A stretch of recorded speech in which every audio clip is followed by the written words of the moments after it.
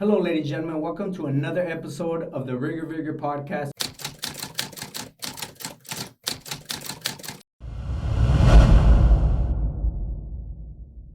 Today with your host, Luis Olandez, and a very special guest, Coach Noel Castillo. How are you today? Thank you for having me on. No, Always thank a you for pleasure. being here. Thank you for taking your time on a Saturday to be here with me. But, before we get into everything, how was your upbringing? Where were you born?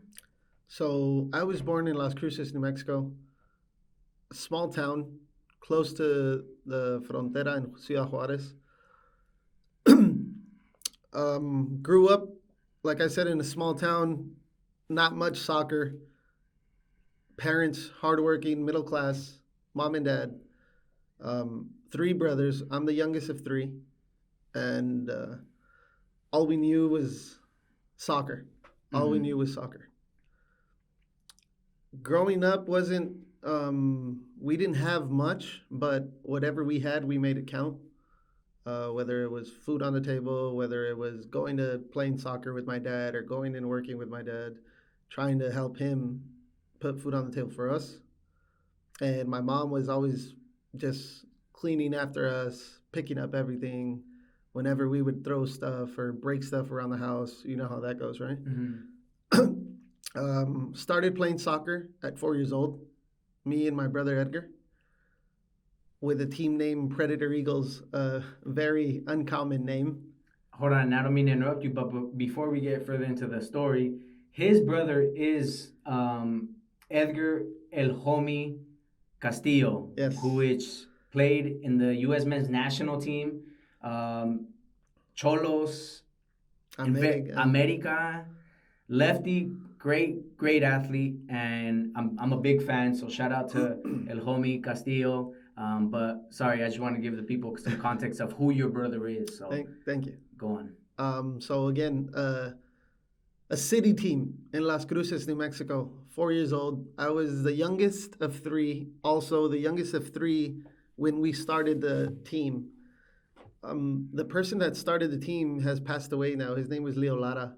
He was like a second dad to us, right? Their whole family, Linda Lara, Kiki Lara, Freddie Juarez was really involved in our life. Mario Juarez, Gabe Juarez, their grandparents.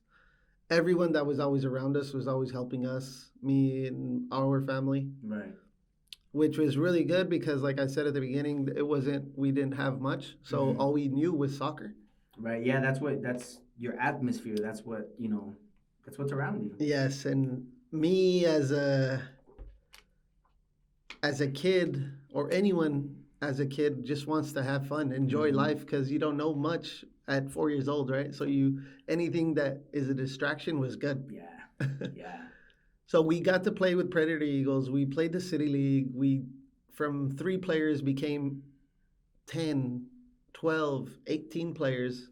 There was a lot of diverse in the team, which was always fun, right? We didn't know, like I said, we didn't know what soccer really was back then. At that age. We just wanted to go and kick a ball into something that moved, which was a net. And personally, I think that's the best time to play soccer. Yes. And those are the best moments that now you look back and you're like, damn, like that's beautiful. That was beautiful, right? Yeah. And you wish you could go back and be like, and do things different and have more fun and not be as uptight as you were. And it's a nostalgic feeling that you get looking back at that age where, you put, backpacks as porterias, as the goalpost, those are, have to go get the ball under the car because it got stuck under that's the beautiful thing about those times. Yes. But, go on. Sorry, I didn't mean to. So then we went from our team Predator Eagles slowly turned into a club where there was older age groups, where there was teams younger than us. But now we went from Predator Eagles to New Mexico Strikers because we were from Las Cruces, New Mexico. And our team was, I would say this, we were the best ones on there. Okay. I'm going to throw that out That's there. good. I might get some back. Backlash? That might come back. It's okay. From the older guys, right? Because we would always go at it with them. Right. And as you grow up, it's more competition now, and it just gets more competitive, and you just want to win. When you're going through those stages of your life, growing up, we played won state 5 times, back to back.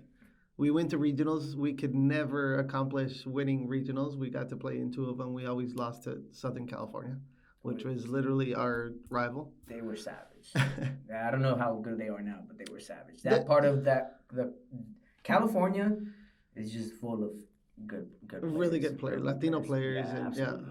White boys, everybody. Yeah, they're all good, bro. Yeah. But you played and you guys won all this stuff, and you guys were rivals with a lot of Southern California teams. Yes, one specifically, just Who? South Cal. Who? South Cal. South Cal. That was okay. That was their team name. Right. Southern California, and we could never beat them. It was either a 1-0, 2-1, 3-2, 4-3, but it was never our way. Yeah. We tried, but in that we got to go to a lot of tournaments, worldwide tournaments, Dallas Cup, that's cool. Disney Showcase, President's Cup here in Arizona. We would come and play here.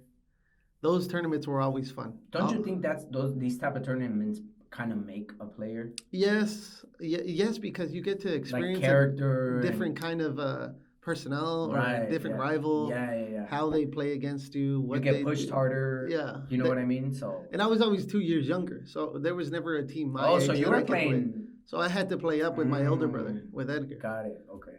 And Bingy, David Lara. So I would have to play up because then I would just watch him play. I would literally get bored. Right. Yeah. So I had to make that adjustment, and I guess that's what's helped me through my soccer career, or playing that as 2 years younger, playing with older guys. Yeah, you got that experience. You got that feel of being rougher and smart, but smarter though. Yes. Right, because it was more use of the brain rather than agility, speed, and. Well, I was never the one to be that fast. Growing up, I was never the way I was when I played in pro soccer.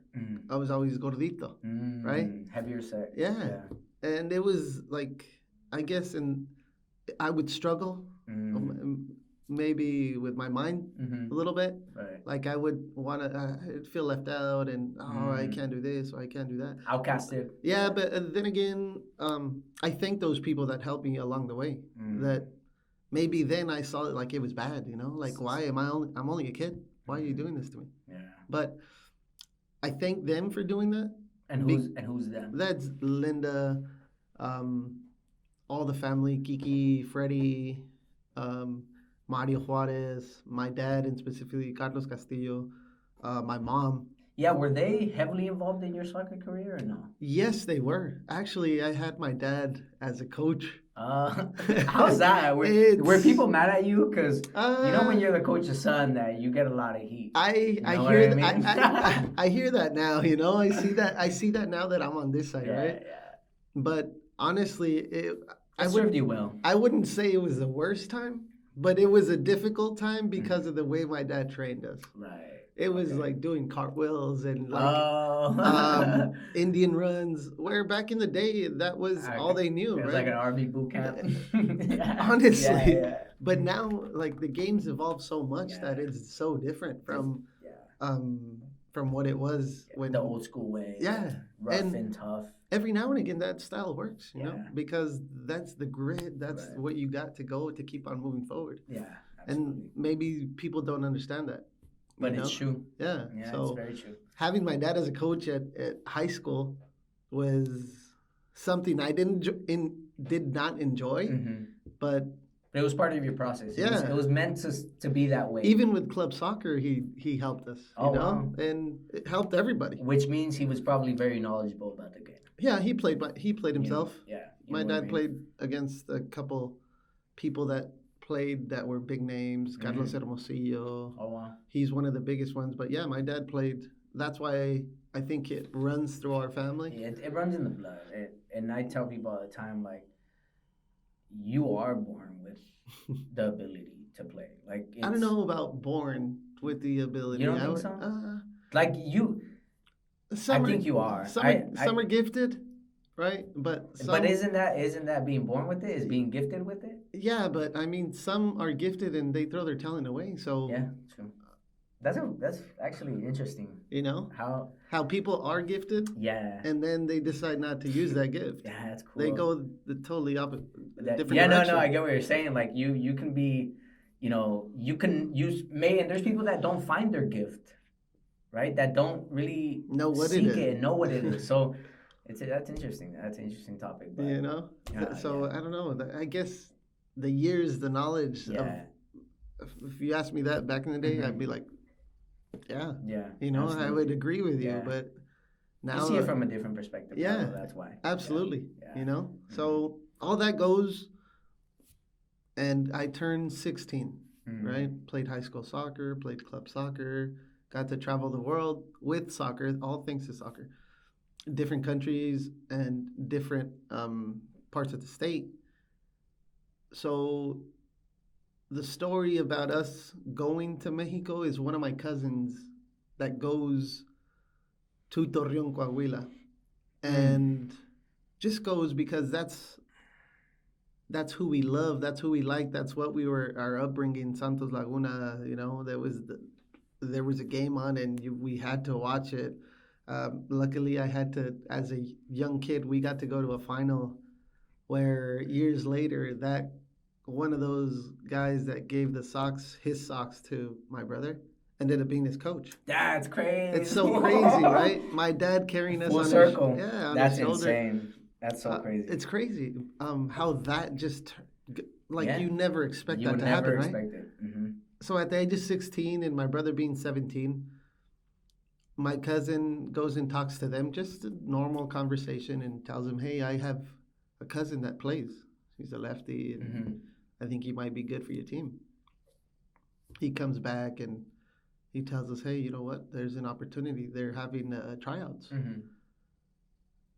And what they didn't know, there was two of us. So he told them there was only one. And both lefties. And both lefties. And from they said yes, we went. They had their players already picked, Mm-hmm. right?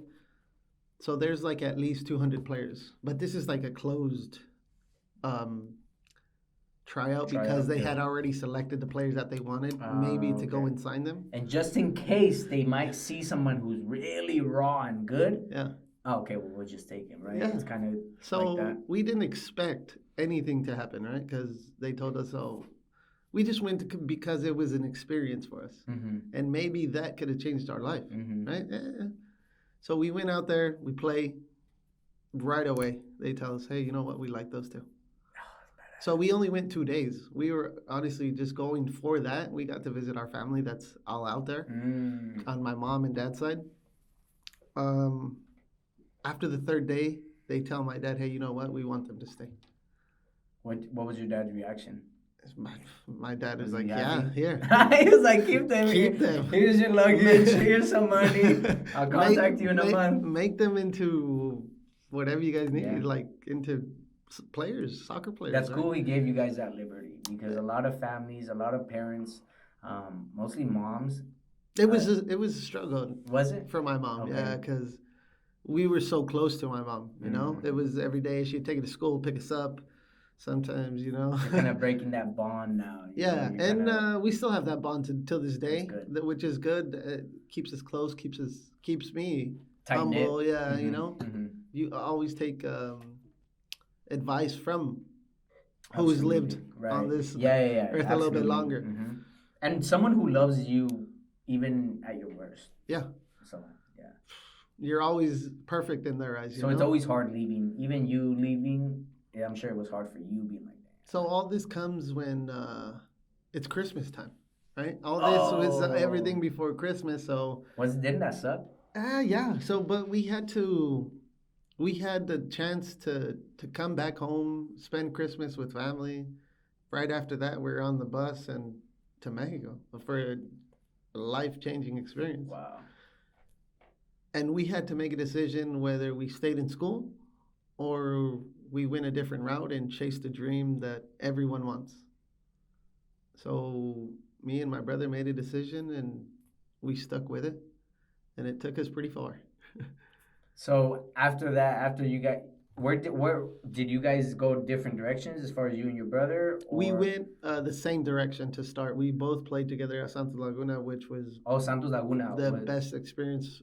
academy level. Academy, we played pro together. We didn't really play in an academy. We went straight being pros. Oh wow! At 15 and no 16 and 17 years old, we signed pro.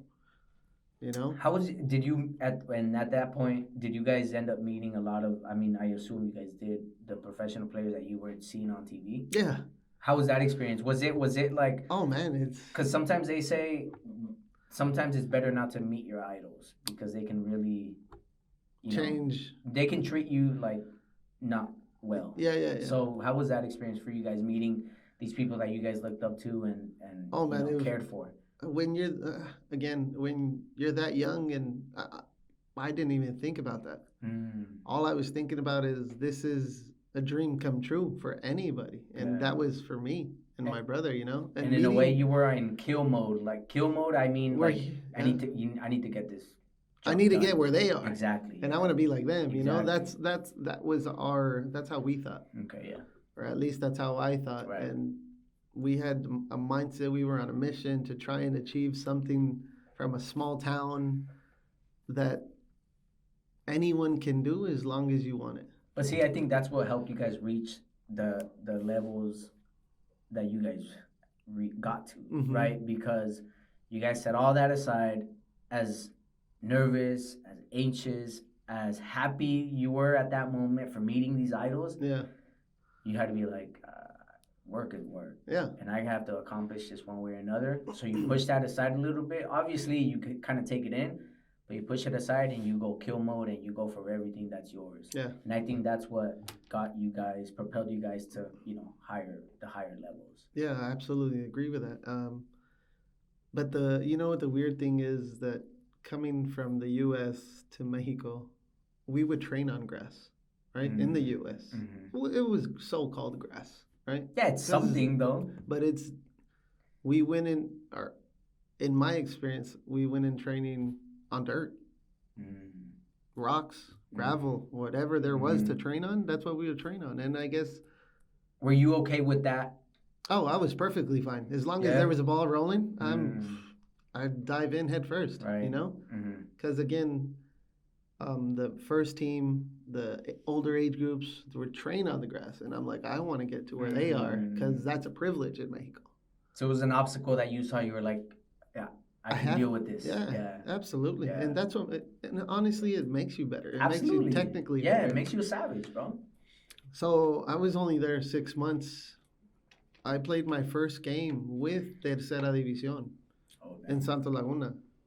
Played there 6 months, got moved up to, which was back then called Reservas. Before it was Liga Primera A. Then it turned into Liga de Ascenso, Liga MX, and Expansión. Right. Now there's so many different names, but it's like USL Championship here, right. Which I've always said that it's always big.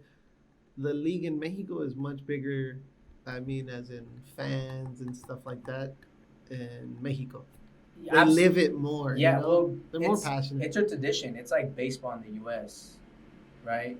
And when it's like that, you feel it more, you live it more, right? It's the sport that drives your country. It's the mechanism that makes people bond together, and ultimately, in Mexico, that's soccer. It's like it's a tradition, bro. Like it's like boxing in Mexico too. Yeah. It's people die for this. Yeah. And in stadiums, people have died. Yeah. Literally. For stupid reasons, but for their team. Yeah. And that's insane. So yeah, it's a whole different vibe, it's a whole different thing. Yeah, absolutely. So after playing in Tercera División, Reservas comes, that's when me and my brother get reintroduced to playing together. Him as a left back, or me as a left back, and him on the left wing, you know. What position did you like better? What were you better at? Center mid. Oh, okay. Yeah, lefties are the best at center. Because I can see the field. You know, Yeah. you have. I guess everything that I know now, I learned from watching players, working with players, like with big names, being around them, and what they do with how they take themselves, how they manage, Right. like every little thing that I could take in and put it into me, to my style. Yeah. I took it in, Right. and I guess that's what made me to So just that's develop. that's what built your playing style. It's Yeah. getting from a little bit off of everyone and creating your own persona as a player, right? I Yes. assume like you just got everything and became just this great player all at once because of what you saw and what you trained, who you trained with. And I say that because a lot of people nowadays like to imitate. Yeah. And when you imitate, I think that's when things go wrong, because then you're now the laughing stock, Yeah. right? Because there's only one Coach Castillo, there's only one Cristiano Ronaldo, there's only one El Homie Castillo. Like there's only one of one. Yeah. Like you can't really sit here and replicate. So I think that's cool that you did that, and I guess that's what made you into the player that you eventually were. Yeah. Which is great. Yeah. So and then from there I got, well, me and my brother being there, we kind of I wouldn't say a bet, because we just told each other, it was kind of like, you're going. Who gets to the national team first? So that kind of motivated both of us to grind. Yeah, that's more. badass. I think you did that right, because that pushed you guys to get to where you needed to be, right? That extra push, because at that moment in time, you only have you and your brother. Like everyone else, they care for you guys, but there's not that bond like you and your brother. So you guys had each other, and by pushing each other like that, that's pretty cool. Yeah. So unfortunately, he lost. Oh, so damn. I got to the U20 Mexican national team first. My first call up, coming back from Italy in the tournament with Santo Laguna out there. So that was that just blew my mind, cool. Because absolutely. All the treatments that you might see like on TV, why do these guys like this, or why do they treat them like this? And when that opportunity is given to you, then you see like, okay, you get it now, yeah. But for me, it was like, man, I'm here. I made it. Right. I made it to the national team. Right. In my going back to being 4 years old, it was only a game, right? It was only a dream back then. But when you going through life and all these ups and downs and moving around or going through things, and my first time putting on that jersey, really just, I took it in for a second, because you walk in Centro de Alto Rendimiento in Mexico, you go in, the door shuts, and all you do is soccer. You live soccer. Yeah, right? You eat, breathe, and they have a hotel there for you, restaurant, everything. Yeah, Kitman, massage, everything that you can think of. That's what they have there. So now, what was your parents' reactions once you got to that point? How did they take it? They were over the moon. Isn't that crazy? It's like, how did that make you feel? Accomplished? It made me feel like I was worth every penny in the world. But did you feel like you needed? Yeah, I mean, you kind of have to get that feeling, I assume, when you're at that level. But as far as that, what did you feel like? Okay, this is it, I'm good, or were you like, I like this. This is a good feeling, but this is not. I want more. Like, what was your mentality? Honestly, when I put on that jersey, this was only the beginning of what was to come. Right. Yeah. Unfortunately, sometimes it doesn't go your way, for more, like you put in work day in and day out. Every player's dream is to touch Europe. Yeah. Like when that happens, now a lot more players are getting opportunities this day and age. Yeah, which we'll get it into here later on in the pod. But again, you walk in, your clothes is folded, you have your breakfast there, everything. Like they wash and everything for you. You're done training, you take off your clothes and you leave it there, and they wash it for you next day. It's the same thing. Like you're living in a dream, right? Yeah. And at that point is when I played with the national team. I played as a centerman. Mm. But I think it was like I was doing really good. I was fit. I felt so good, and I could run for days, Yeah. right? Got to go do preseason in Ensenada, and having people watch you or ask you for an autograph when That's they don't crazy. even know who you are, Yeah. but you're wearing a national team jersey, or So you're part of that. So for me, I just took it all in and being grateful always, and never saying no to anyone that wants a picture, that wants an autograph, because you might be the next big thing. Exactly. Yeah. Always. It's crazy to me how people don't like people who are famous, people who, and I get it, it might be a lot sometimes, but you sign up for that. You sign up to, now you're for the people. Yeah. The people people watch, the people are the ones who essentially make you and pay your bills. I mean, at the end of the day, like that's just the honest truth. And when you don't give back, at least just for a picture or an autograph, and yeah, you might not get everybody, but as long as you're doing something, yeah, I think that's the right thing to do. Yeah. So yeah, you're at a stage right now where you put on that shirt, that Mexican national team shirt, and you're finally like, damn, you're realizing that people are starting to ask for pictures. You're starting to feel what it is to be in that environment that you've been working for since you were young, right? Since you were 4. Yeah. Now, how was your living situation there? Did they had beds for you? Everything was given to you? Did your parents have to pay anything, or how did that work? When you make it to the national team, everything is given to you. Everything, which is there's no more payments your parents had to make or anything like that? There was never a payment they had to make going into us playing pro. They paid us to play now. Wow. So that kind of changed the ball game a little bit. You don't make as much money as a lot of people think starting off, being a youngster and going into a pro club. I made $200 a month, and I got paid every 15 days $100. Oh wow. So honestly, you don't make enough money. You have to work for what you want. Right. Eventually, my salary went up because you have to work, right? So while you're there and at what age group was this when you got to Mexico? How old were you? The U20s. U20s, and at that point you're already getting paid? Yeah. Oh, okay. With my club team. Oh, okay. So everything is, you get called up, then they either let you go to the national team, or if you have an important game, then you have to play with your team and then go there. Mm-hmm. It depends on how the club wants to manage it. If they let you go, they release you. So, but yeah, luckily we were getting back from a tournament. We stayed in Mexico, and I got to live that experience. And for me, I didn't feel accomplished. Okay. Like I said, it was only the beginning of something good. But you take all that in when you're there around other players that you play against that maybe you don't like.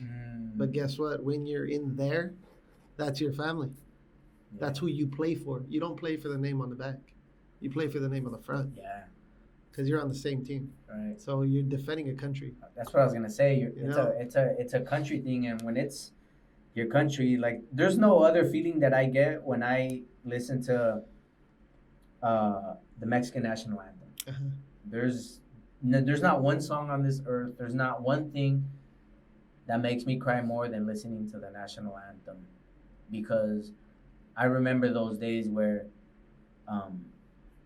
just no fields, dirt, and you're poor, but you're happy. Yeah. And that Mexican national anthem makes me go back to those times. Yeah. So I think it's a beautiful thing, and it's what you're saying is true. Like that's the cream of the crop. Like that's what you want in your athletic career as a football player, as a soccer player. Yeah. Yes, you're absolutely right. After coming back from the national team, I stayed as long as I could with Santos for 5 years, signed for 5 years. I think back then you could sign that many years. But you expect more, you want more, you want to play, you want to not try different things, but you want to accomplish in playing first division. I wasn't getting enough minutes, or I was getting hurt, so I had to find a different way. Right. Different strategy, restructure your way, the way of doing things, right? Yeah. So there comes a point in time where I felt it was time to go leave the club, to go play now Ciudad Juarez with Indios de Ciudad Juarez. So my first season there, I would say 3 games in, I get hurt. I have a knee injury. What kind of what did you tear anything? Or? No, I never tore anything. It was just like muscle related around that I couldn't run. Right. I could only run sideways. Oh, what the hell? Yeah. That's weird. And the only thing I needed was just to put some strength in my legs, which rehab and all that. As a player, you don't know that. No. Right? Because you learn as you go. You listen to the doctors and they tell you, hey, do this, do this, do this, do this. Never got better. Got released from the club. Went to try and play second division. So they make a Liga de Ascenso team because at that point they win and they go up to Primera División, Indios de Ciudad Juarez. So once you're out already. Yeah. So I get a call back from them to go play Liga de Ascenso, Primera A in Chihuahua. So, because it was unfinished business for me when they called me back. It was a chip on your shoulder. I'm like, yeah, absolutely, I'll take it back. Yeah, I'll go, and I played maybe 6 games. Came in as a sub, started a couple, and then I was only there for, I would say, with that club for a year in all. From there, I moved to Irapuato, which was in my career the best time. Really? The best time because I played more, because of I wouldn't say the coaching, but the coach just gave me freedom to be who you are as a player. Yeah. To make mistakes, to go in and try different things. And luckily, and that coach was Osvaldo Batocletti, that gave me free, go and do what you love. Liberty, enjoy it. Let that ball be your reason for smiling. Let it. But don't you think that's so crazy though? That for example, nowadays, and I experienced it at a higher level. I realized that I'm like, dang, I don't feel like I'm playing for fun no more. Now I feel like it's a job because this person wants me to play exactly how they want me to play. But they're not allowing me to be me. And me being me on the field, you might as well pay $5 a ticket to come watch me. Yeah. Because it's fun. It's fun. But that's just who I am. Yeah. And that's how I enjoy the game. Yep. And there's coaches now that are not like that. So that's cool you had that at that moment because, man, that gave you wings. Yeah. You know what I mean? It so did. And when someone gives you those wings, oof, it's hard to really put off that fire. It's really hard for that player to go downhill when you give him that. Do you? Yeah, it is, and you make a really good point. In saying that, we make it to the final. It's una final de ascenso, and you got to win. I was fortunate enough to even be on the roster. That's badass, right? I was even more. Hey, you did it like Santiago Munoz when he got into right. He got on his knees and started crying out when he saw his name. Oh man! But so we played Necaxa for final, right?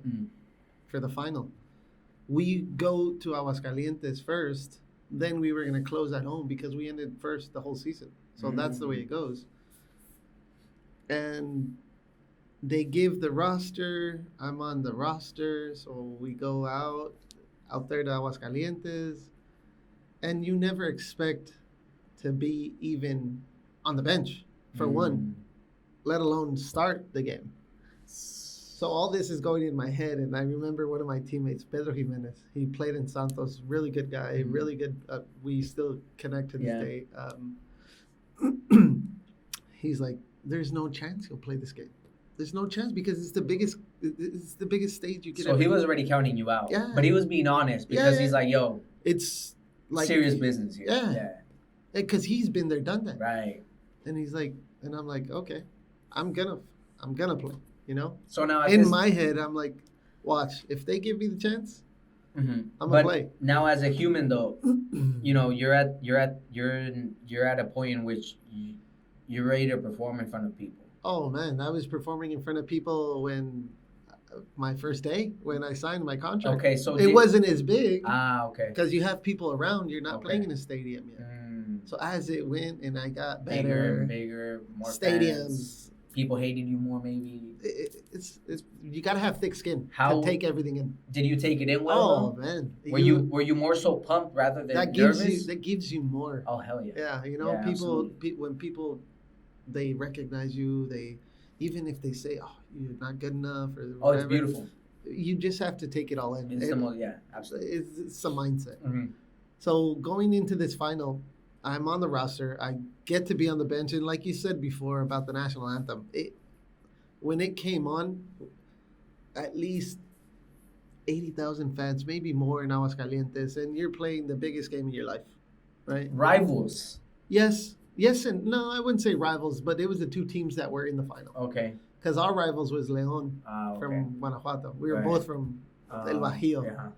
So it was 30-minute drive, and those were the big games, right? But Necaxa, on the other hand, they were just a team that had dropped from Primera División that wanted to go back up. Yeah.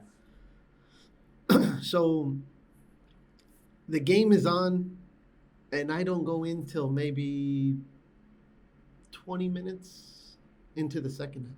But like 5 minutes into the second half, the subs have to get up and start warming up. Even if you don't go in, then you don't go in. They make 3 subs, and if you don't, after the 3 subs, you sit down and watch the game. But not like I say it that way because you want to go in. Right.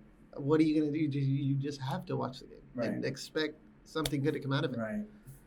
So going in there, I'm the first sub called in, and I turn to my partner, and I'm like, I told you.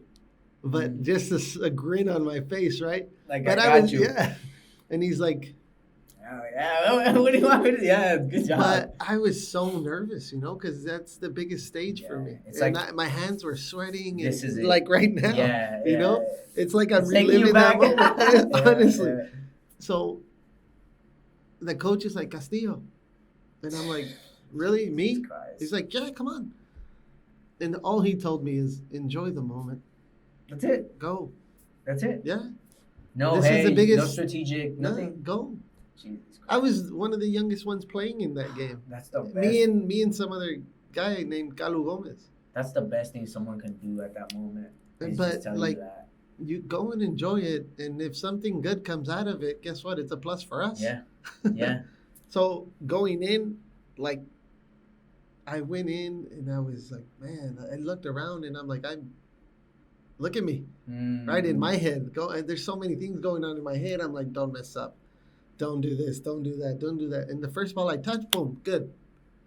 Gone. Everything was gone. Now you're back to El Barrio. Now you're back to playing when you're 4 years old, not caring, like, nobody's looking. Yeah. And you're playing the game like you love. You hear the fans, but I was trying to close everything out and just playing.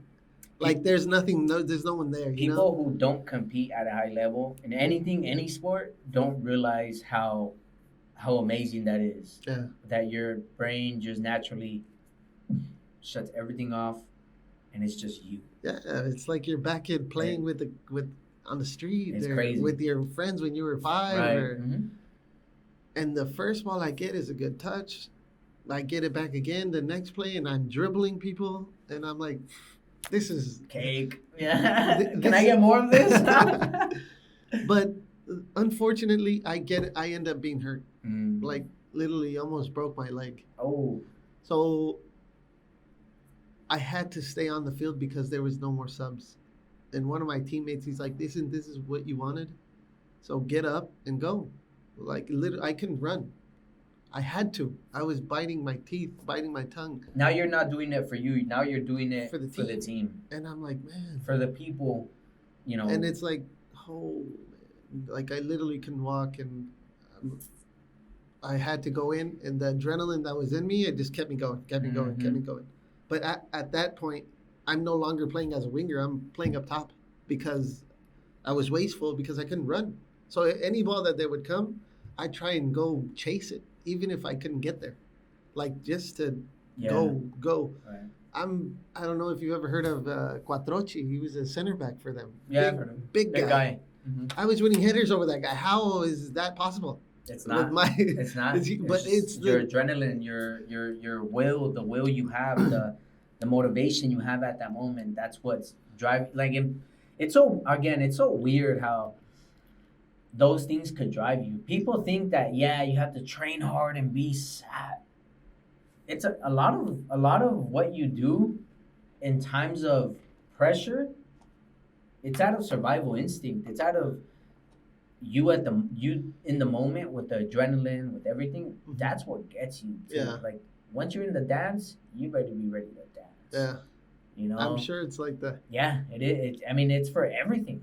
You know, but you were jumping over this guy and you weren't even. You're like, well, how am I even doing this? Yeah, and I'm landing, and I'm hurt. You know, I'm landing and I'm not feeling it. I mean, again, it's the adrenaline going. Right. So the game ends. We lose 1-0. We go back home, but I couldn't walk after the end. Like I had to leave the stadium in crutches. Oh damn! And I wouldn't say fortunately, one of our players gets a red card, so that literally opened up my position to go in. But now I'm hurt. You know, so and I'm like, man, I want to play. And I told the coach, going back on the bus, I was just with the doctors. They were treating me, anything that they could do to get the swelling down. And the coach comes and tells me, look, it's okay if you don't play. I'm like, you have no idea how it's not okay that I don't play. Because this is my dream ever since I started playing. Like to play in a big stage like this, I'm like, let me play. Let me play because I don't know that I'll ever get an opportunity to play in the biggest game of my life like this. Right. And he's like, no. And I'm like, why? Like, as a player, you don't understand. Yeah. When they say no to you and you can't play, I'm like, do anything that you need to do. And I told him, if it breaks, it breaks. Right. But then I'll come out. He's like, no, because I want to have you for the next whole season. He was thinking more strategically rather than the moment itself, right? Yeah, but being a player selfishly, you want to play those games. Yeah, rightfully so. You want to play and like it's an opportunity you just can't let go. Yeah, this conversation happens after I get tested, like with not a fitness, but just they put a square of cones and one in the middle, and like when you turn, like okay, this is the one you have to do it with the hurt one. See if you can really go. So I passed the test. Oh, you did. Oh, I'm hurting, and I did it, and I like inside I want to cry, you know. I'm like, man. And I passed him, but he's like, no, it's not going to happen. Yeah. So I have to sit up on the stands and watch my team. And then at one point, it's like you're reacting. Yeah, you're reacting to him. You get up and you head her. Oh my gosh. I don't know that. That's, I would say for me as a player, that was the worst feeling. Because you can't help your team. Yeah. You can only cheer them on. Yeah. We end up losing. We end up losing. But again, that was one of my best experience to get there. Yeah. So after that, I played in maybe 1 or 2 second division teams. After that, I think my passion started dying to play the game. Started fading away. Yeah. And luckily, I was born in the U.S., so tried my luck here, not playing pro anymore, you know, because that fire was gone. Yeah. The fire was gone as a player. But what got me is, like, I want to stay in the game. So I wanted to coach. And being a coach is so much different as being a player. And maybe some people don't understand that. It's not easy being a coach. Mhm.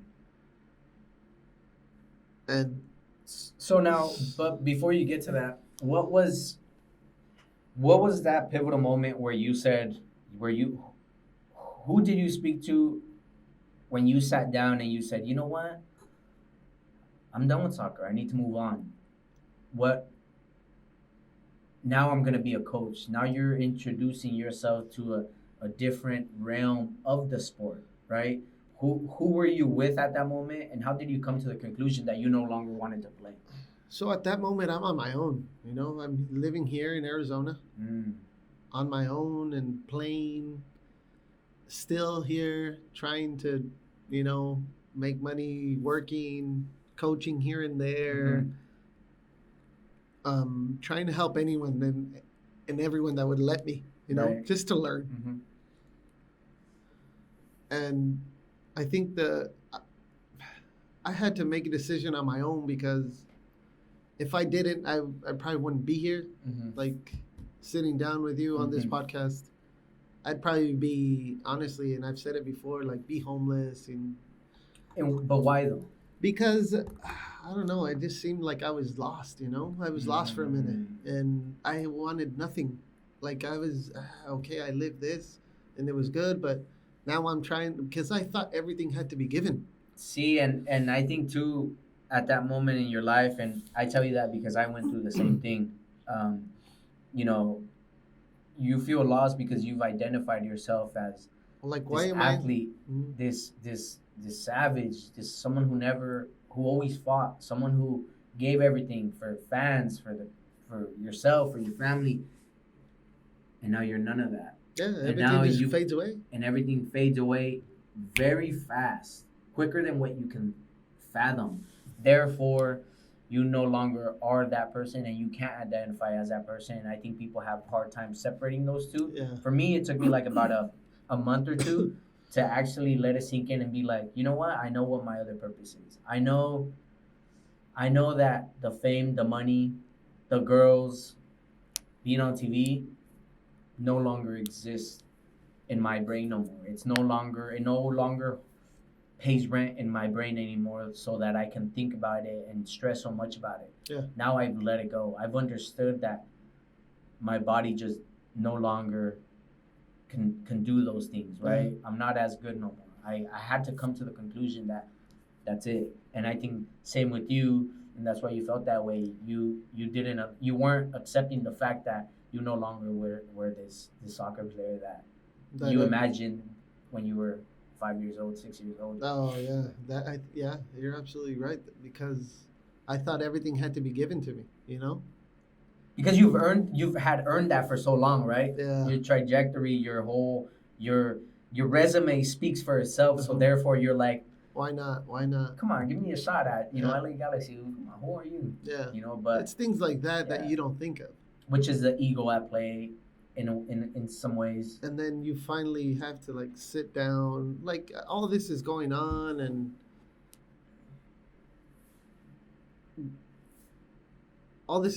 and I meet my wife. That my wife now, Mm. right? And the way we met was so.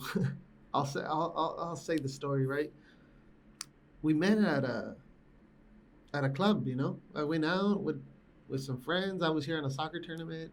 Mm. Luckily, my wife now is my wife, right? Right, I yeah. met her, and when I saw her, I'm like, she caught my attention, Mm.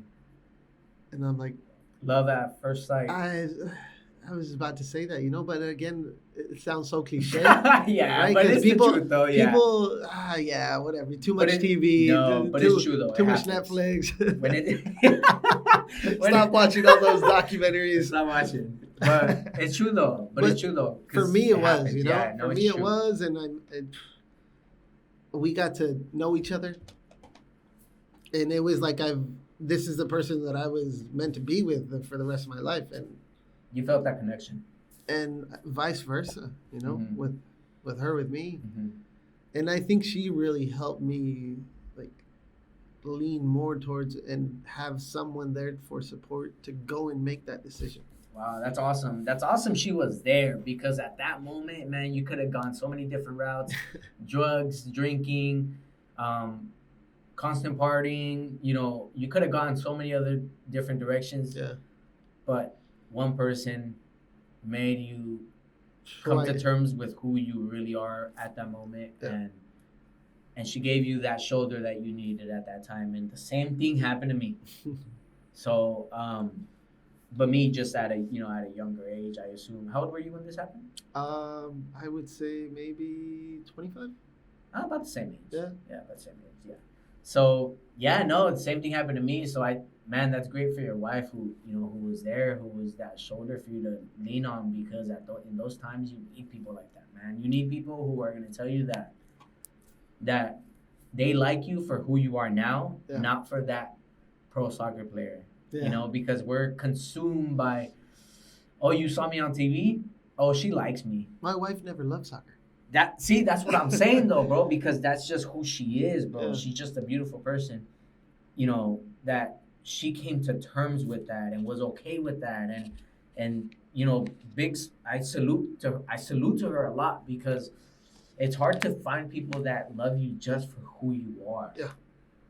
And that gives you the Strength. feeling, the strength, but the feeling that you do matter in this world, that you do have a space, an opportunity to do more in this world. Yeah. And if it's the person you're gonna love for the rest of your life, dude, there's nothing better than that.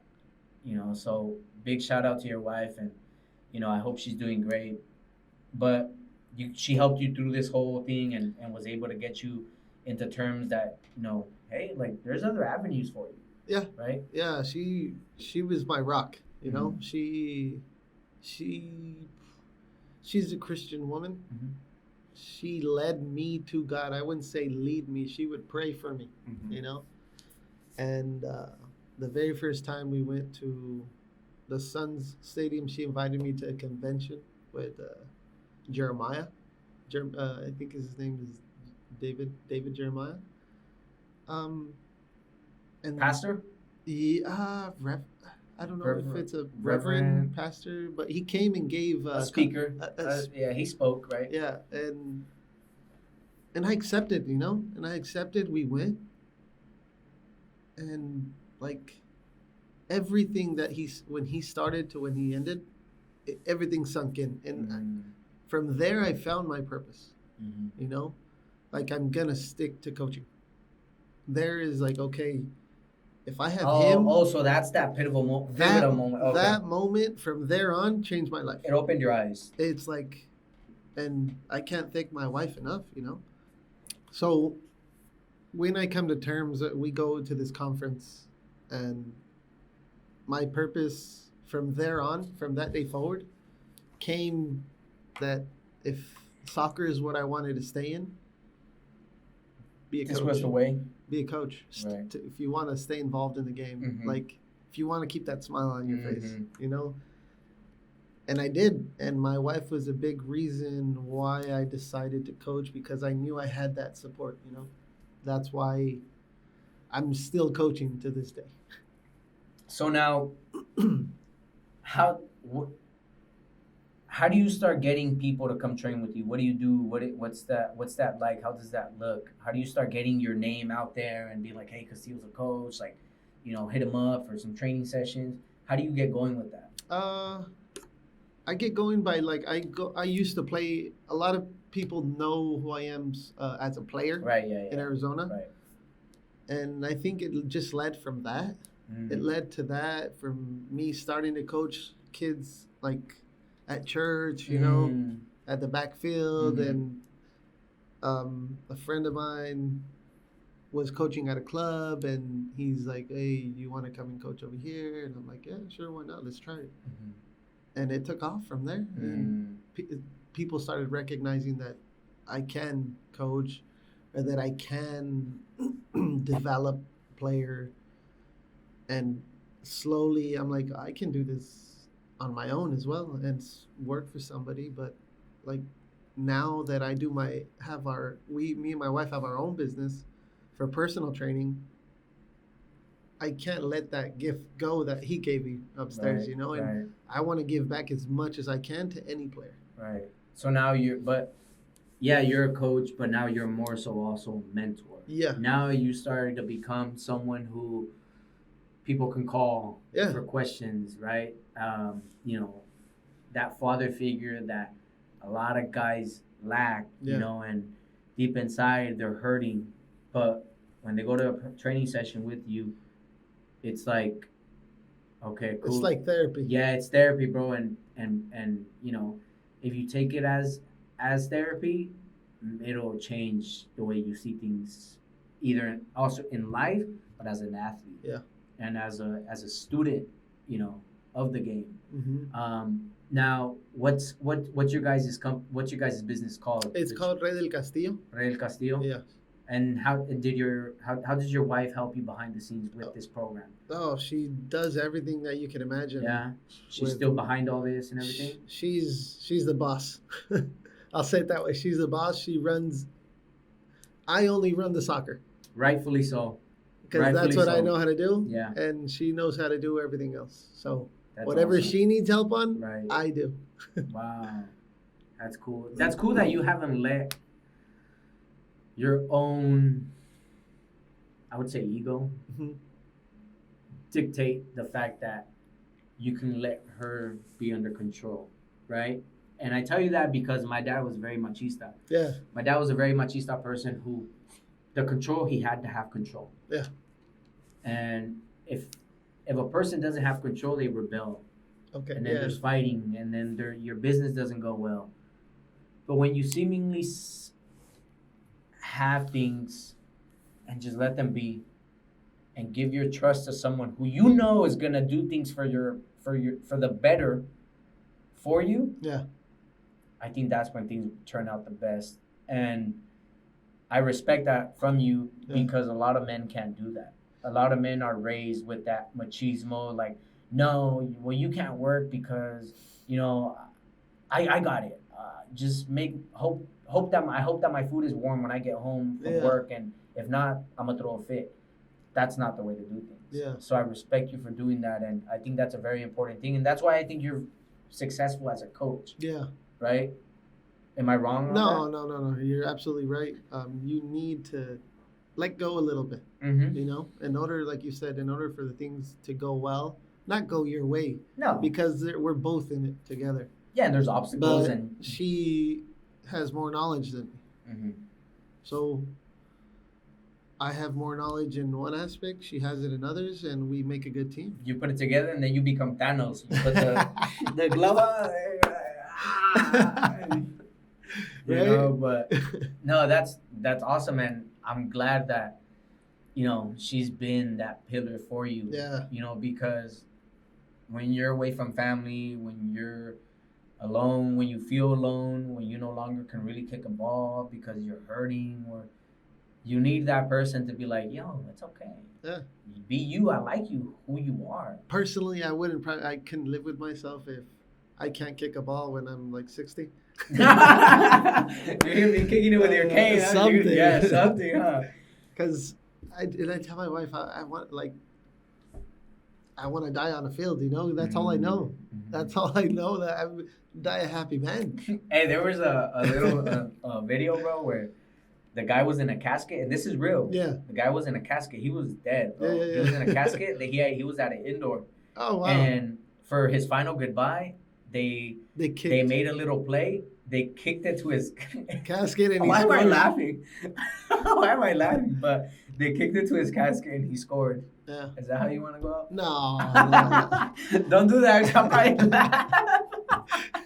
You're a bad guy, dude. Bad No, dude. I'm kidding. No, No, I would like. I get what you're saying. I just want to be remembered as someone that helped. Right, the community and paved the way, And because give you back. paved the way, bro. You paved the way, and I say that because you helped me see that route, and you helped me understand what the game is.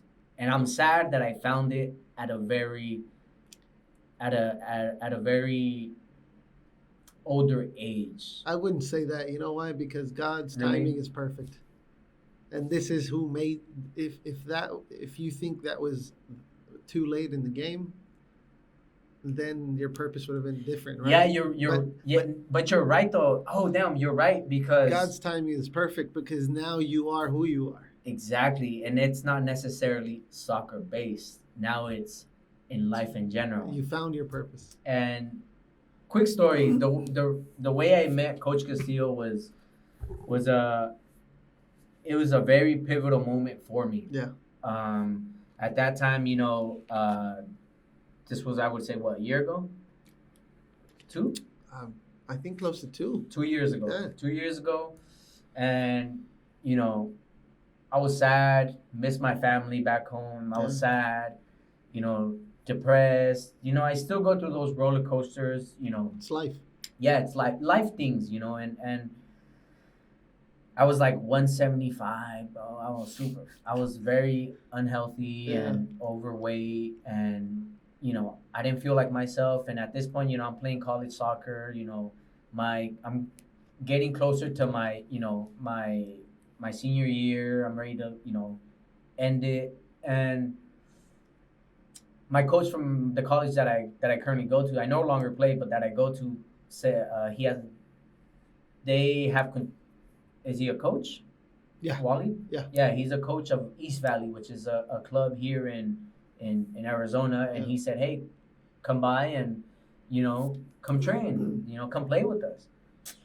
One, it was far. Two, for what? For what? I'm going through this, rough time in my life and, depression and just anxiety. I was not too far from, I had got my ACL surgery at that moment, and I was already out of the woods from that, but I was still kind of recovering mentally. Mm-hmm. And I go because the grass was nice, bro.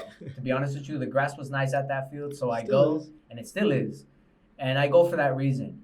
Unbeknownst to me, you were there that day, and you were filming for your for your C license. You had to film. To send that in. Which is why that's why you were there, right?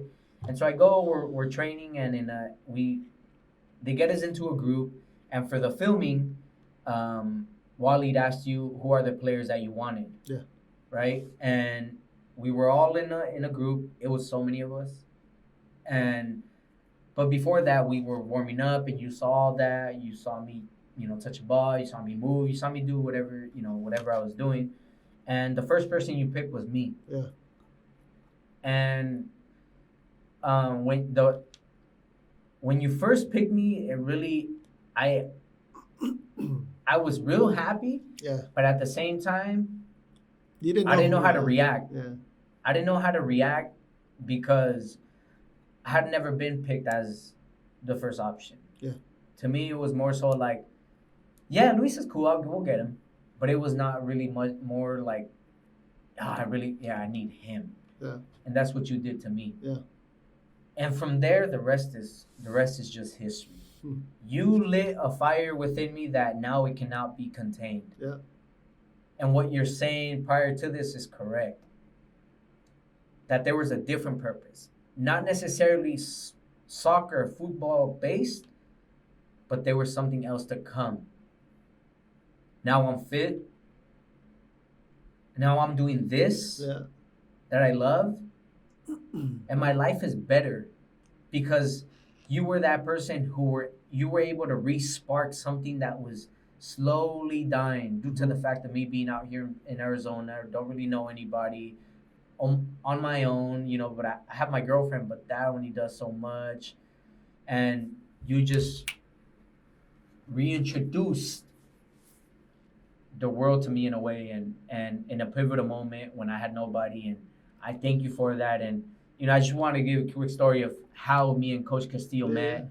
But after that, after the training session, you told me, hey, hit me up and come train with me. Yeah. I can get you better.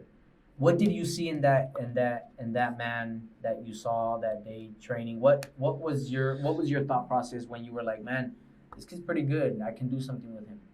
I felt like there was more to give from you, right? And that's why I offered my services to you, because I knew I could get something out of you. as in not for me, but for you.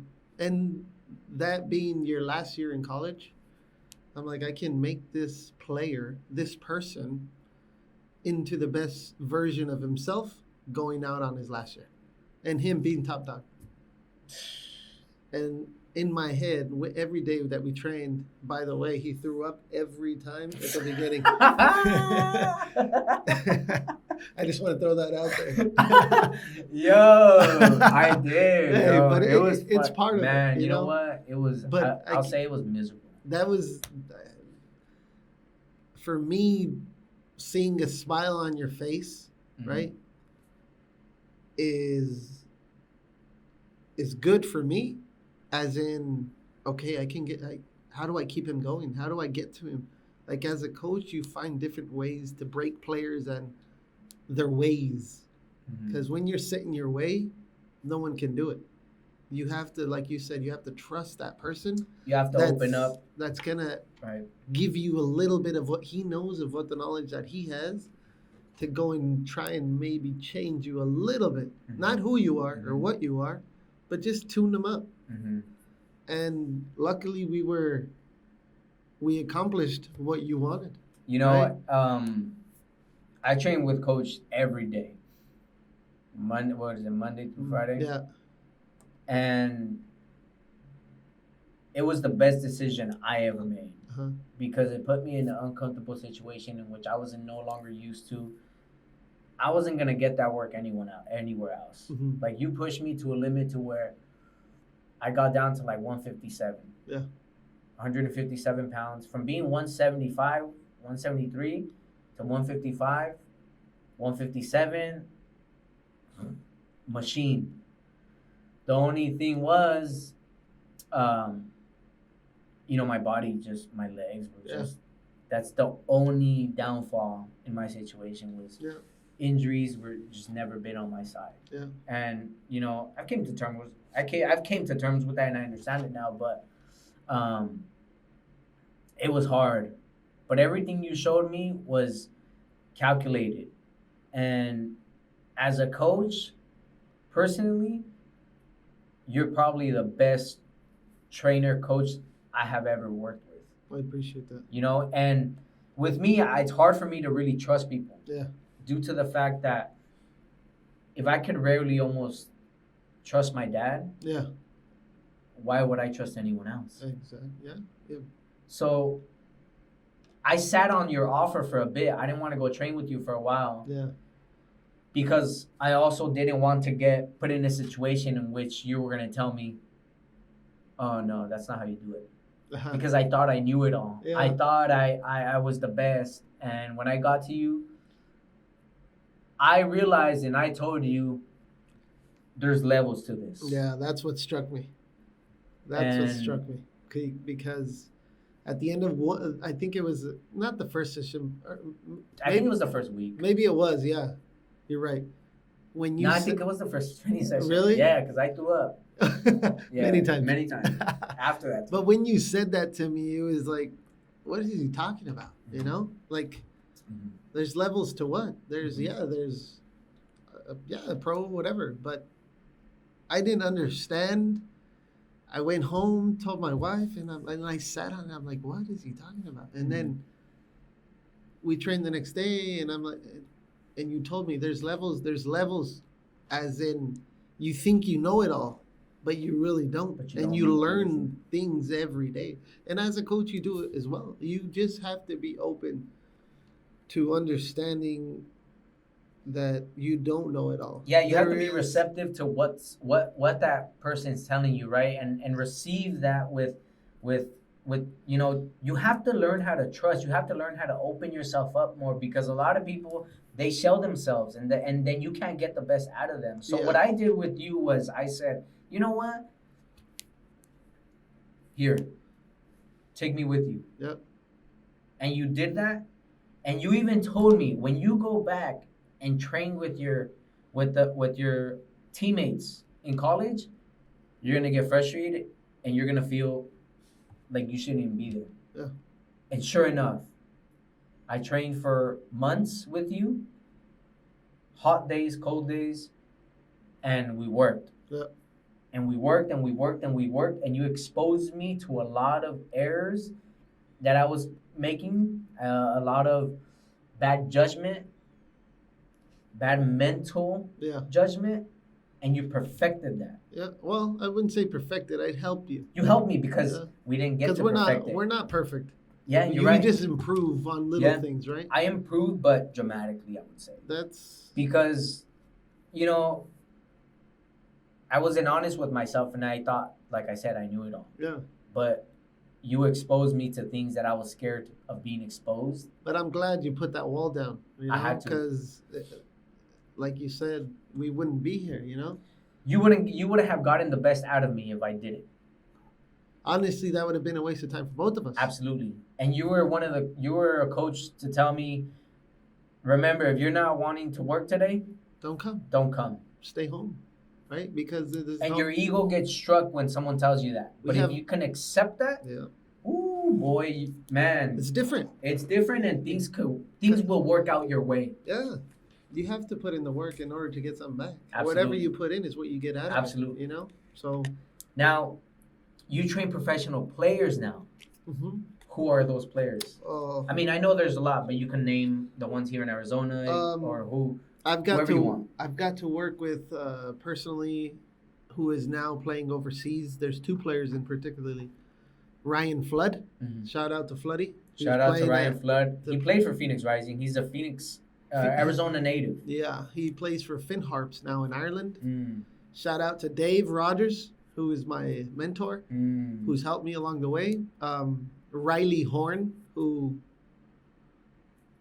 who's changed the game for me because he's so technical. He's so Mhm. technical. He's young. He's got a lot to give, and I know he's going to be in the next big thing anywhere he goes and plays. As of now, he's in Portugal. Mm. His dad for me is like another mentor. He's a great man. He's a great man. He knows a lot about the game, and I can only say really good things about him. Mm-hmm. He's a really good, him and his family, really good people. I've gotten to work with Carlos Valenzuela, who is my first RDC player development to go play in Mexico. Mm.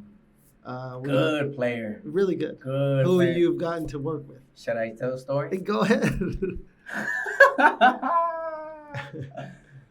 It's so crazy. I laugh all the time. I love to laugh at myself now because But those are times where you were Yes. enjoying it, right? But- now that you look back. but they made me. Yeah. They make me. They start resculpting Yeah. yourself, right, with these situations. But coach exposed me, like I was saying, you exposed me to things that I was scared of being exposed. I was just thinking it was just gonna be me and you. That's it. Yeah. That's it. No one else is gonna see where I mess up on, or my weak areas. Yeah. But no, you had different plans. You brought Carlitos. But everything was for a purpose, you know? Yeah, which I'm really thankful for now. Yeah. But you had me train with him, and I'm just messing it all up. You know, I wasn't touching the ball correctly Oh, to him, man. and I can see he started getting frustrated, and he started, telling me like, hey, like, come on, like, give it here, but in a positive way. Yeah. He wanted me to be better, Yes. and I got that, and I was receptive to that, and I was like, okay, cool. But man, it put me in a situation where I went home, coach, and I was like, you know what?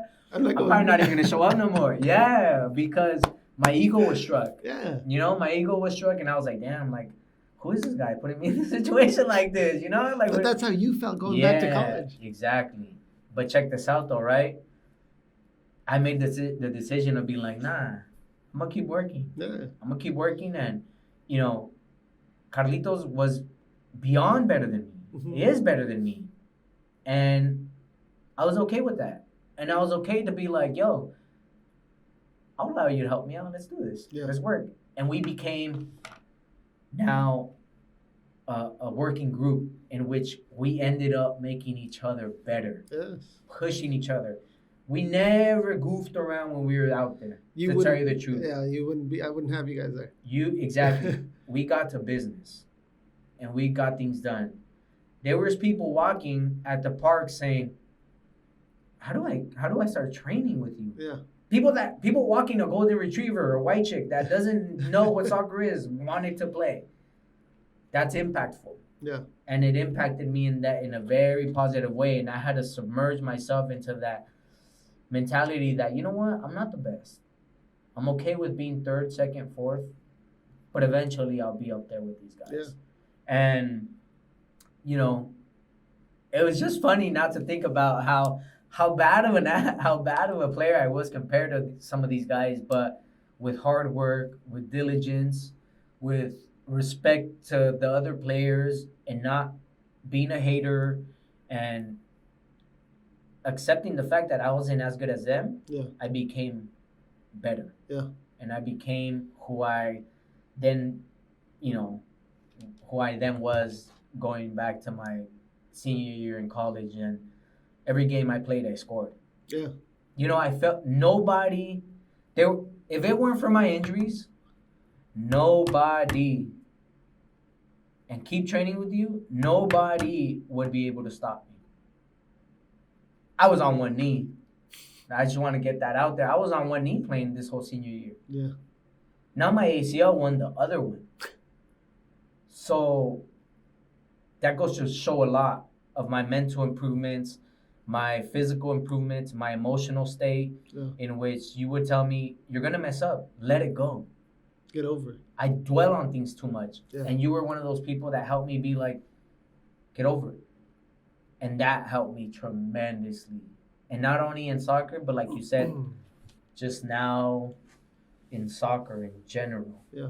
That's what we seek. And we might not know where we end up after what we're used to, but just know that it all comes for full circle. Yeah. And it all becomes this beautiful flower that's going to start blooming that you didn't know was going to bloom. You thought it was just going to stay there like that and never bloom, but eventually you bloom. Yeah.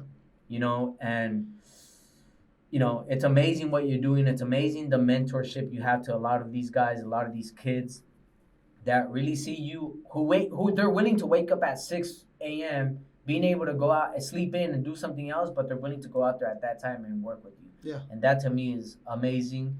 And now, what are your future plans for Rey Del Castillo?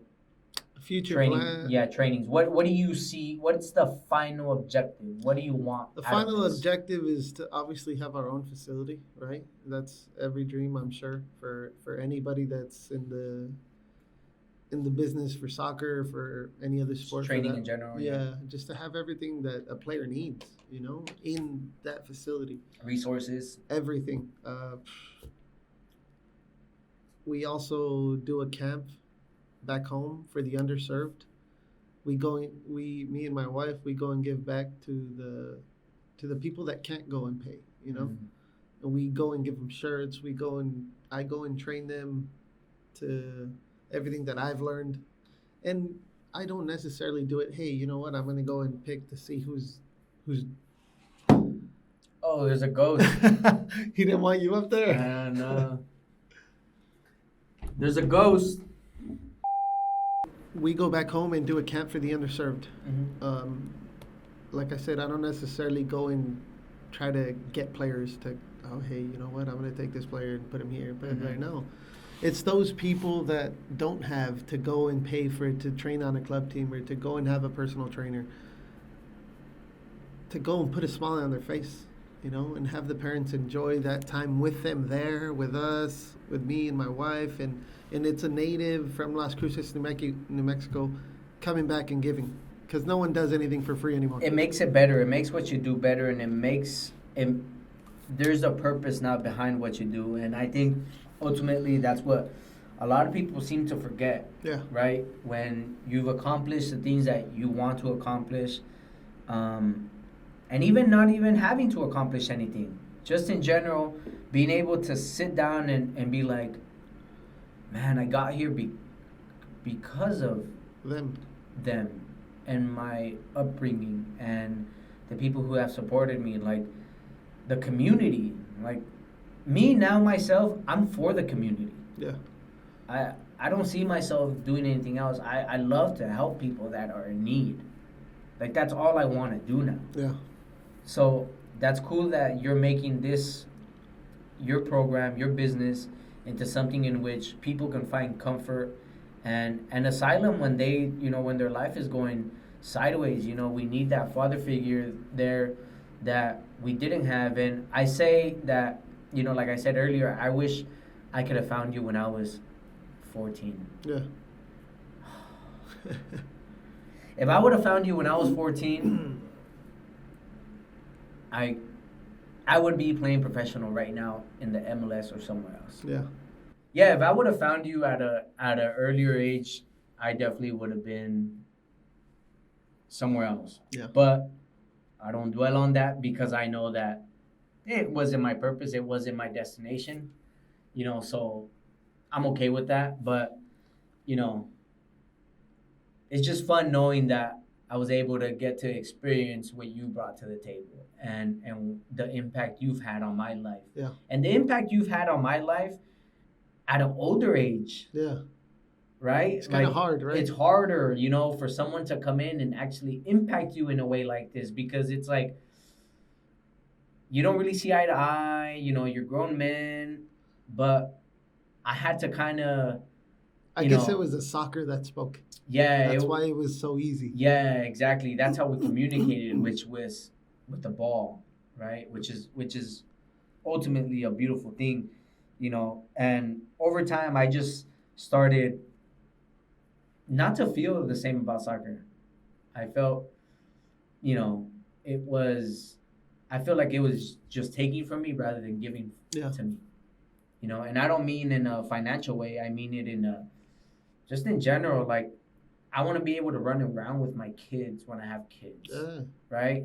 Like, what am I going to be, a two fake knees running around? No. So I saw life different now. I see life different, and I no longer had the same adrenaline, the same hunger I had, for the sport. Mm-hmm.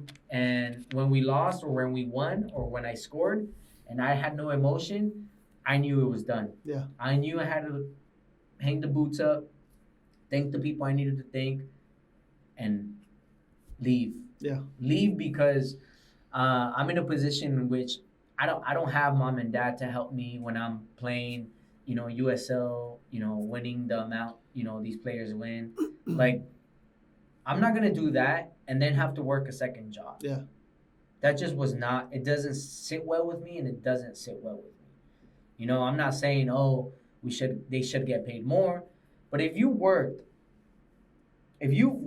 from when you were 4 up until you're 25, no income unless you have guys that, their family helps fund their trajectory, which is great. And if you have that, take advantage of that and do what you need to do.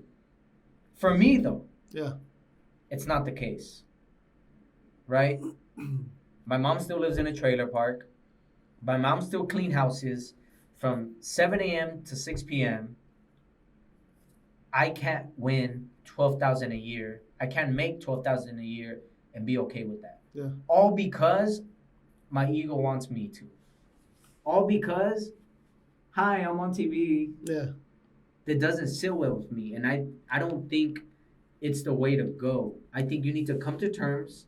And one, physically, I was deteriorated. It was just not going to work out. I was going to go pro, play USL, just to sit in the bench because I was hurt. Yeah. Truthfully. 2, I didn't develop my skills the way I should have developed my skills. Once my dad had died, there was no more mentorship. It was just me running 9 miles every day on concrete, working out like a psychopath, taking pre-workout, doing everything the wrong way, thinking that working hard, no rest, was going to do it, which was not the case. Yeah. Work smart is what I should have done. Work smarter, get with someone like you, trust more, allow myself to be vulnerable in these situations because I don't know it all, and just go. And that's what I didn't do, and that's what I should have done. Yeah. And for the viewers out there, if you can give advice to the youngsters, is be able to receive feedback, be receptive, understand that you're not as good as you think, because there's killers out there who dedicate a lot of time into this, who parents fund their training sessions to go every month, every day without caring about the cost. Yeah. And you should do that. Right? Yeah. You should indulge yourself in these activities and put yourself in that position so that once you're of age, you're good, you're ready to fly. And then no one can sit here and be like, oh, he's not good, he's not that. You've done the work. Yeah. I did the work the wrong way. Yeah. Which now I sit back and I analyze, I'm like, damn, it's cool that I now know that I did it the wrong way. So that now my goal is, and I'm telling you, one of my kids will be a professional soccer player. One, because it just runs in our veins, but one of my kids will make a professional. Why? Because now I understand what needs to be done. Yes. Now I understand that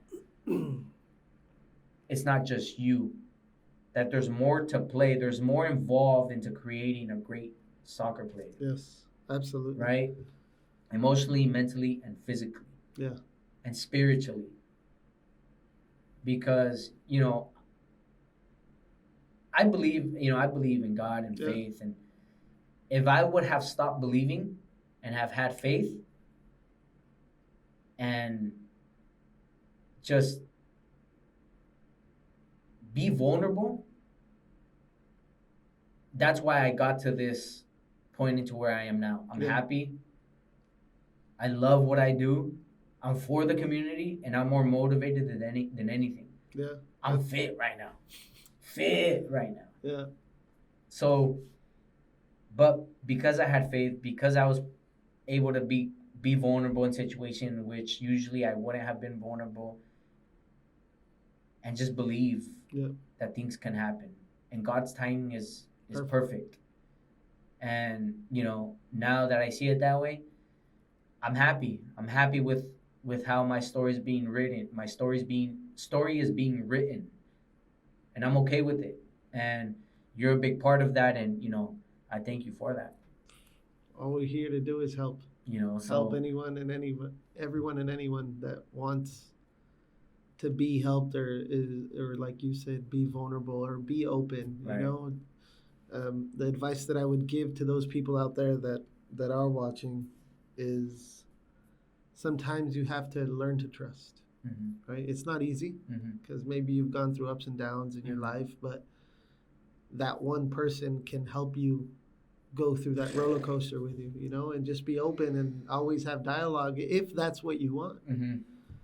And yeah, because there's so many players that have the qualities, that have the talent, the game to play, but just don't have the qualities to maneuver their way through the process, such as being a well-spoken person, respecting others, being coachable, open.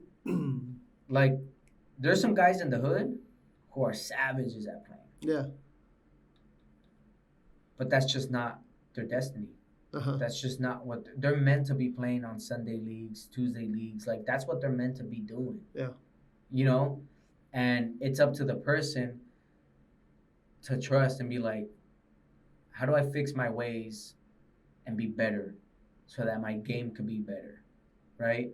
And that's great advice that you can give to people is being receptive and being open and allowing someone to come in and be like, I can perfect this. Yeah. So that's great advice, on to the youngsters. If you're training, if you're out there and you're training hard, keep training hard, keep being open to feedback that your coach is telling you, go get yourself a coach. Even if your parents don't want to, go get yourself a coach.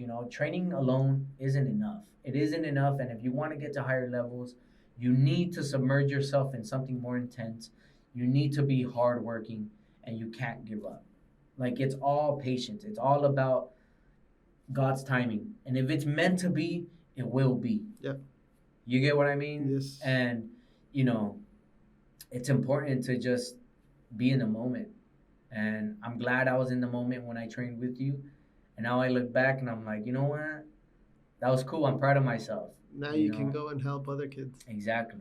Now I'm able to do this and talk about what I did wrong so that you can do it better. Yeah. You know, and um, yeah, that's pretty much all we have for today, man. Is there anything else you would want to add? Just a little gift that I brought for you. Oh, And for this, me? yeah. So here's a RDC shirt. New design? Oh, Yes, damn, that new feels design. bomb. That feels So good. It's a this is nice for thing. you. I appreciate it, Coach. Thank you. Thank you for having me on. No, thank you for taking your Always a time. pleasure, and would love to be on again whenever.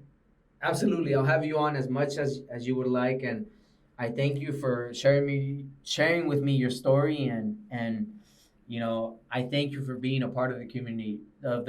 Yeah, I thank you for still having that barrio in you, that hood in you, to where you're able to go back and be like, these kids need it more. We all need it, but there's some that need it more, yeah, right? And you're a absolutely. resource that is valuable, and I think, and with all the confidence in the world, this man is the best coach in Arizona and elsewhere if he does go elsewhere and projects his company to move out of state. There's no competition for you. I tell you that because I've lived it, and I got my answers my questions that I had, I got answers for, Uh-huh. and the results speaks for themselves, Yeah, right? Everything speaks for itself, and that's a testament of how you are as a coach, who you are as a coach, but who you are as a person. So I thank you. I thank you for taking me under your wing and allowing me to be one of yours. And it's amazing. And again, I thank you truly. Big shout out to your wife, who if it weren't for people like her, women have a big part in our life that we don't really understand until you're put in a situation in which they're the only ones there for you. yes. And I have a great deal of respect for women, and you know sometimes I sit down and I analyze how we treat women sometimes, and it's not fair. And I think we as men should be better with women due to the fact that they hold such a big part of our heart and mental Yeah, capacity that we don't know of, that can unravel a lot. And they're just a pillar for our success, but don't see them as a pillar. You see them as something more grandiose and something bigger because they are bigger. yeah. They're bigger than what they think. And because of that, us as men were able to reach these heights. And that's that's a big thank you to all the women out there who do their job, and who are there to support, who are there to love you, and love you unconditionally, just the way you are. And we're lucky to have that. And to much more success to Rey Del Castillo. Thank you. I wish you all the success in the world. Same, likewise. We will have his information on the description and on the episode. If you guys want to contact him for training sessions, talk about pricing, advice you may need. He's more than. I'm sure you're more than welcome to help anybody that may need the help. Yeah, absolutely. Don't be annoying. Don't be annoying. Don't do that. If you're gonna ask him a proper question, ask him a proper question, and you know, you're that connection that a lot of people need, that I was able to find. Sadly, I no longer play. I'm cool with that though. But now I have that connection with you, to where in which if I see a player that's top level that I see that can make it, I will refer them to you, and you will get that player. Thank you. I Awesome. appreciate it. Thank you, guys. Ladies and gentlemen, this is another episode of the Rigour Vigor podcast with my awesome guest, Coach Castillo. And this is it for today, guys. Stay tuned for the next episode. Tune in, live, subscribe, comment, say whatever you want. Thank you, and have a great day. And never give up.